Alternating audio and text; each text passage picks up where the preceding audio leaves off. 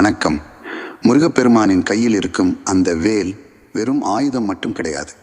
அது ஒரு மிகப்பெரிய வாழ்க்கை தத்துவத்தை நமக்கு சொல்லிக் கொடுக்குது. வெற்றி வேல்னு நாம் ஏன் சொல்கிறோம்? அந்த வேலுக்கும் வெற்றிக்கும் என்ன சம்பந்தம்? இதை ஒரு சின்ன உதாரணத்தோடு பார்க்கலாம்.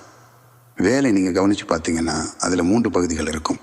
அது ஒவ்வொன்றும் ஒரு மனிதன் வெற்றி பெறுவதற்கு தேவையான குணங்களை குறிக்குது.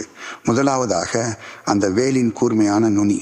இது எதை குறிக்குதுன்னா, நாம் கற்கிற கல்வி வெறும் புத்தக அறிவாக மட்டும் இல்லாமல் அந்த வேலின் நுனியைப் போல மிக கூர்மையான அறிவை, ஷார்ப் இன்டெலிஜென்ஸ் தரக்கூடியதாக இருக்கணும். ஒரு செயலை செய்யும்போது நுணுக்கமான அறிவு இருந்தால் மட்டும்தான் அதில் முதல் அடியை சரியாக எடுத்து வைக்க முடியும். அடுத்ததா அந்த வேலின் அடிப்பகுதி, அதாவது அந்த கைப்பிடி. இது ஆழ்ந்த சிந்தனையை குறிக்குது. ஒரு வேலையை தொடங்குறது அவர்களுக்கு முன்னாடி அதை பற்றி ஆழமாக யோசித்து ஒரு தெளிவான திட்டமிடலோடு டீப் திங்கிங் செயல்படணும். அஸ்திவாரம் பலமாக இருந்தால் தான் கட்டிடம் உறுதியாக இருக்கும். அதுபோலத்தான் இந்த கைப்பிடி போன்ற ஆழ்ந்த சிந்தனை. மூன்றாவதா அந்த கூர்மையான நுனிக்கும் கைப்பிடிக்கும் இடையில் இருக்கிற அந்த அகலமான பகுதி.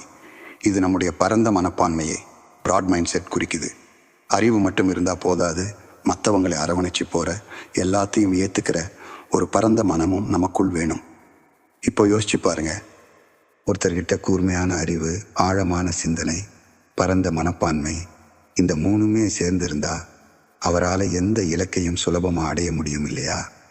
அதனால தான் இந்த 3ஐயும் தன்னுள் கொண்ட வேலை கையில் ஏந்தி இருக்கும் முருகனை வணங்குறோம்.